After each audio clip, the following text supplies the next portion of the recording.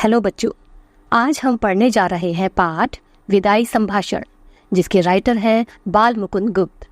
इनका जन्म 1865 में रोहतक जिले के गुड़ियानी गांव में हुआ था और इनकी मृत्यु 1907 में। इनकी स्टार्टिंग की स्टडी उर्दू में हुई और हिंदी इन्होंने बाद में सीखी। बाल मुकुंद जी राष्ट्रीय नवजागरण के सक्रिय पत्रकार थे।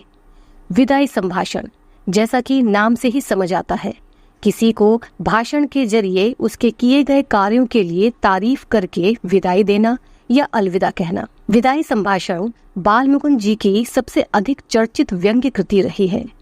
व्यंग्य यानी किसी पर कटाक्ष करना या ताना मारना। विदाई संभाषण उनकी रचना शिव शंभू के चिट्ठे से ली गई है।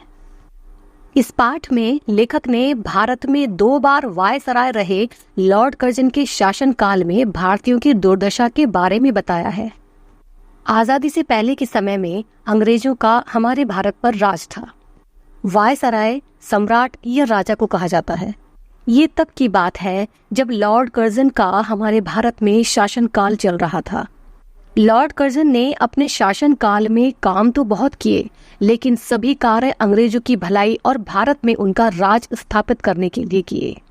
इनकी सत्ता पर किसी भी प्रकार की कोई पाबंदी नहीं थी, वो जो चाहे वो कर सकते थे। इस पाठ में लेखक ने लॉर्ड कर्जन के राज में भारतीयों की बेबसी, दुख एवं लाचारी को दिखाया है और साथ ही उन्होंने लॉर्ड कर्जन के किए गए कार्यों के लिए अपने इस भाषण के माध्यम से उन्हें शर्मिंदा भी किया है। जब लॉर्ड कर्जन भारत देश छोड़कर जा रहे थे तो सभी देशवासी बेहद खुश थे। ऐसे में लेखक ने लॉर्ड कर्जन के विदाई संभाषण में क्या लिखा है, आइए पढ़ते हैं और समझते हैं। लेखक लॉर्ड कर्जन पर व्यंग्य करते हुए कह रहे हैं कि आखिर इस देश में आपके शासन का अंत हो ही गया। अगर किसी चीज की शुरुआत है तो उसका अंत भी है। चलिए मान लेते हैं कि अगर आपका इस देश में हमेशा वायसराय बने रहने का सपना सच हो भी जाता, लेकिन हमसे भी बड़ी कोई शक्ति है जो शायद ये नहीं चाहती थी और आज आपको हमसे बिछड़ना पड़ रहा है। ये सब देखकर हमारा मन बड़ा दुखी हो रहा है। लेखक एक्चुअल में ये कहना चाह रहे हैं कि उनके जाने से, लॉर्ड कर्जन के जाने से सभी भारतवासी बेहद खुश हैं। लेखक कहते हैं कि आपके दूसरी बार इस देश में आने से भारतीय खुश नहीं थे। दिन रात आपके जाने की दुआ करते थे, लेकिन आज आपके बिछड़ने से ये जाना कि ये बिछड़ने का समय बड़ा करुणादायी होता है। आपके देश की तो हम नहीं जानते, लेकिन हमारे देश में तो पशु पक्षी भी बिछड़ने के समय उदास हो जाते हैं। एक उदाहरण देकर लेखक समझाते हैं कि एक बार शिव शंभू नाम के व्यक्ति की 2 गायें थी। उनमें से एक बलशाली और दूसरी कमजोर थी।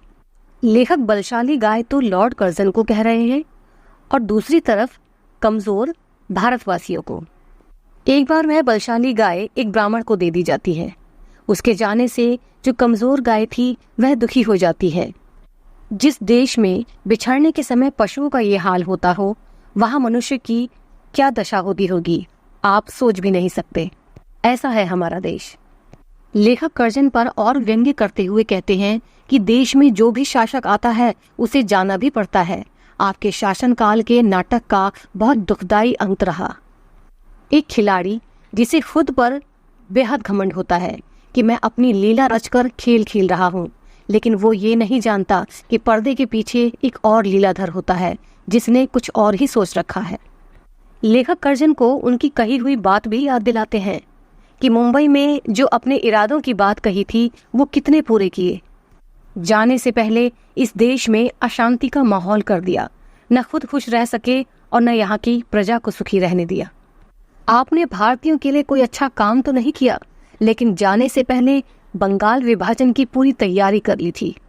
लेखक कहते हैं कि जब लॉर्ड कर्जन इस देश में आए थे तो दिल्ली में उनकी अलग ही शान थी। सोने की राजगद्दी पर बैठा करते थे, जुलूस में हाथी पर सवार होकर अलग ही दिखते थे, लेकिन अपने घमंड के कारण आप सिर के बल नीचे आ गिरे।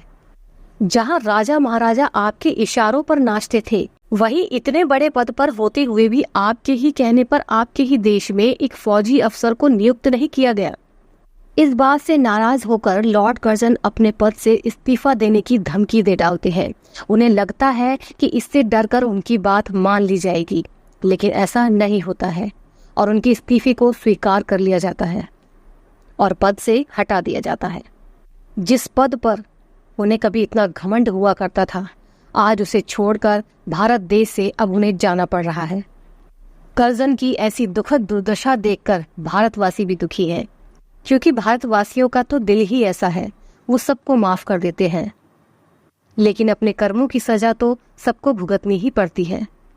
लेखक कहते हैं कि भारत में शासन करते हुए भी लॉर्ड कर्जन ने कभी प्रजा के सुख दुख के बारे में नहीं सोचा।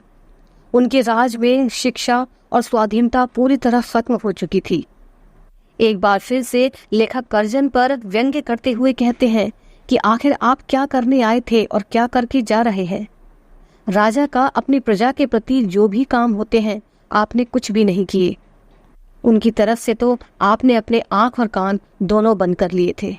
लेखक ईरान के शासक नादिर शाह का उदाहरण देते हुए कहते हैं कि नादिर शाह ने जब दिल्ली में कत्लेआम मचा दिया था, तब आसिफ जाके तलवार गले में डालकर प्रार्थना करने पर उसने उसी समय युद्ध रोक दिया था। लेकिन इस देश की 8 करोड़ जनता के बंगाल विभाजन को रोकने की बात पर आपने जरा भी ध्यान नहीं दिया, उसे अनसुना कर दिया। आपकी इस जिद ने हम देशवासियों को पीड़ा दी है और इसका परिणाम आज आपको भुगतना पड़ रहा है। लॉर्ड कर्जन हमारे देश की जनता को अनपढ़ और गूंगी प्रजा भी कहा करते थे। लेखक लॉर्ड कर्जन के किए गए कार्यों के लिए उन्हें शर्मिंदा करते हुए एक और उदाहरण देते हैं कि नर सुल्तान नाम के एक राजकुमार विपत्ति आने पर नरवरगढ़ नाम के एक नगर में अपने कुछ साल गुजारता है, जहां उसे चौकीदारी से लेकर ऊंचे पद पर भी काम करना पड़ा था। वापस जाते समय उस राजकुमार ने उस नगर का दिल से बहुत धन्यवाद दिया, क्योंकि उसकी विपत्ति के समय उसे वहां शरण मिली थी, इज्जत, खाने और रहने को मिला था। इसलिए जाते समय उनका दिल से बहुत धन्यवाद किया। माय लॉर्ड, क्या आप भी उस राजकुमार की ही तरह वापस जाते समय कुछ संभाषण कर सकते हैं अपनी इस भोली प्रजा के लिए कि आपको यहाँ कितना मान सम्मान मिला, फिर भी आपने यहाँ की भलाई के बारे में न सोचा। अगर ऐसा कहते तो ये देशवासी आपकी पिछली सब बातें भूल जाते, आपके किए गए कर्मों को भूल जाते हैं। तो बच्चों, जितना इस पाठ में था उतनी मैंने आपको समझाने की कोशिश की है। उम्मीद करती हूँ आपको जरूर समझ आया होगा। तो मिलते हैं ऐसे ही नेक्स्ट वीडियो में। Okay, bye.